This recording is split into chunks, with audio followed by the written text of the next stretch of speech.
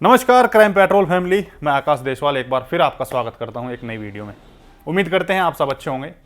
और आज की ये वीडियो सुरेश मानचेकर पर बने पार्ट 1 के आगे की कहानी है। पिछले पार्ट में हमने आपको बताया था कि कैसे मानचेकर शिवसेना के प्रमुख की हत्या करने के बाद गुरु साटम, जिसे उसने क्राइम की दुनिया के उसने गुर सीखे थे, उसी को थप्पड़ लगा देता है। फिर वहां से निकलकर डोंगरी वाली कल्याण एरिया में बिल्डरों से पैसा वसूलता है। सुरेश पर बने पार्ट 1 को देखने के लिए आप ऊपर आई बटन पर क्लिक करके उसका एक लिंक दिया गया है, आप वहां पर वो स्टोरी देख सकते हैं। आगे वीडियो शुरू करने से पहले आपसे रिक्वेस्ट है कि अगर आपने अभी तक हमारे चैनल को सब्सक्राइब नहीं किया है तो प्लीज़ सब्सक्राइब ज़रूर कर लें और साथ ही वीडियो को लाइक शेयर करना बिल्कुल ना भूलें। चलिए वीडियो की शुरुआत करते हैं।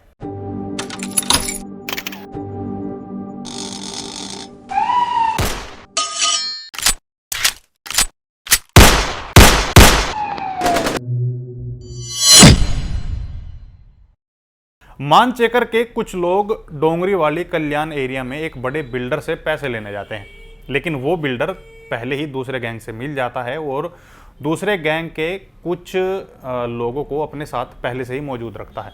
और मानचेकर के लोग जैसे ही वहाँ पहुँचते हैं तो उनको पिटवा देता है, जिसमें एक आदमी बुरी तरह से घायल हो जाता है। अब मानचेकर के आदमी अपने साथी को गाड़ी में बैठाकर डॉक्टर दीपक शेट्टी के क्लिनिक पहुँच जाते हैं, तो डॉक्टर शेट्टी उसे भर्ती करने से मना कर देता है क्योंकि ये एक पुलिस केस था और भर्ती करने से पहले पुलिस को इसकी सूचना देनी जरूरी थी। अब बदमाशों ने डॉक्टर को धमकी भी दी कि मानचेकर के आदमी हैं, लेकिन फिर भी डॉक्टर नहीं माना।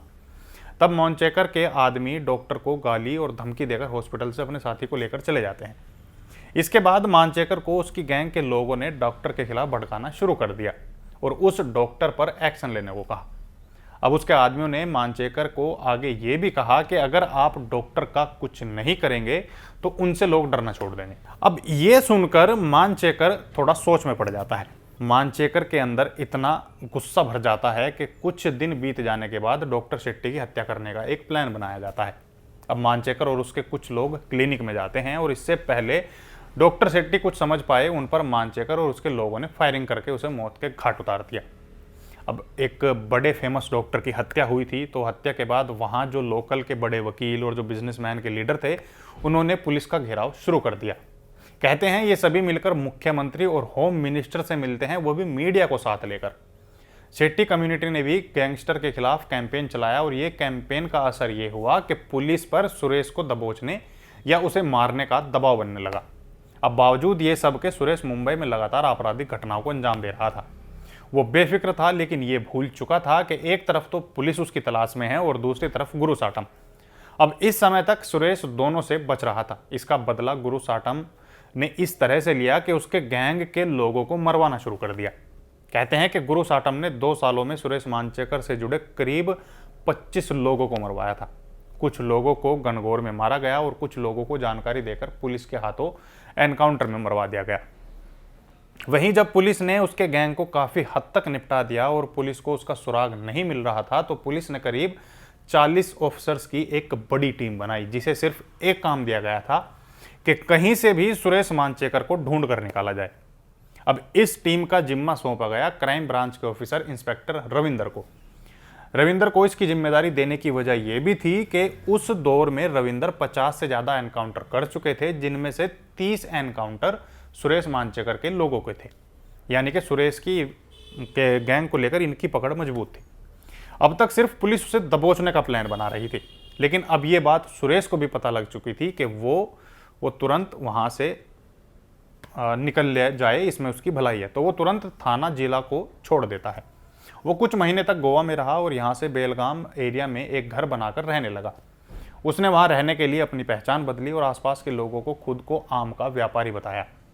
राजापुर में उसने अपने एक दोस्त से मिलकर होलसेल के लिए अपना एक ऑफिस भी बनाया। वहीं एक ऑफिस कोल्हापुर में भी बना रखा था। उसका काम धड़ल्ले से चल रहा था और ये बात पुलिस भी जानती थी कि वो बेहद शातिर आदमी है और इतनी आसानी से पुलिस के हाथ नहीं आने वाला। पुलिस को इसकी लोकेशन तो मिल नहीं रही थी और इसकी एक वजह यह भी थी कि मानचेकर किसी पर भरोसा नहीं करता था। अगर उसे कोई जरूरी काम करना होता था तो वो अपने सगे रिश्तेदारों से उस काम को कराया करता था। कहते हैं कि परेल में मानचेकर का एक घर था जिस तक पहुंचने के लिए 7 अलग अलग रास्ते थे। तो 40 ऑफिसर्स की जो टीम बनाई गई थी, उनकी दिन रात उन 7 रास्तों पर नजर हुआ करती थी। बावजूद इसके पुलिस को मानचेकर की फ़ोटो तक नहीं मिल पा रही थी। अब पुलिस के पास एक रास्ता था और वो था पेशेंस बनाए रखना। और ये शायद अंडरवर्ल्ड का पहला ऐसा अपराधी होगा जिसकी तलाश में फीमेल यानी कि महिला पुलिसकर्मियों को भी लगाया गया था। महिला पुलिस भी इसके चोल में नाम और भेष बदल कर रहने लगी थी और आसपास रह रहे लोगों से बातें निकलवाने का प्रयास कर रही थी, मगर कुछ हल नहीं निकल रहा था। जब पुलिस थक गई तो इसे पकड़ने के लिए एक टेक्निकल सर्विलांस की मदद ली गई। उससे भी सिर्फ ये पता लगा कि सुरेश मांचेकर अपनी लोकेशन बदलता रहता है। वो एक बार मोबाइल सिम यूज़ करता और उसे तोड़ देता। वह दिन में 3 से ज़्यादा कॉल नहीं किया करता था। सुरेश मांचेकर अपने आखिरी दिनों में कोल्हापुर रह रहा था। कहते हैं कि अगर उसे किसी से एक्सटॉर्शन के लिए कॉल करना होता था तो वो कोल्हापुर से बाय रोड ट्रैवल करके गोवा जाता था और वहाँ जाकर मोबाइल ऑन करके उसे फ़ोन करता और फ़ोन करने के बाद वो सिम कार्ड फेंक देता।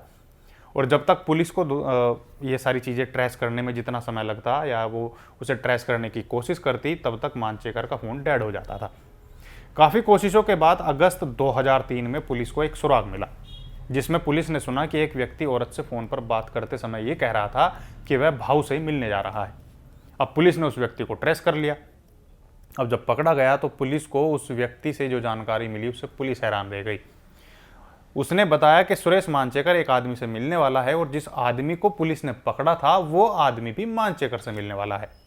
अब पुलिस की माने तो 15 अगस्त 2003 को कोल्हापुर के रेलवे स्टेशन के पास पुलिस उस बिल्डिंग पर नजरें बनाई हुई थी जहां मांचेकर आने वाला था। लगभग सुबह के 3:30 बजे थे कि सुरेश मांचेकर वहां आता है और उसने रेलवे स्टेशन के पास अपनी गाड़ी खड़ी की।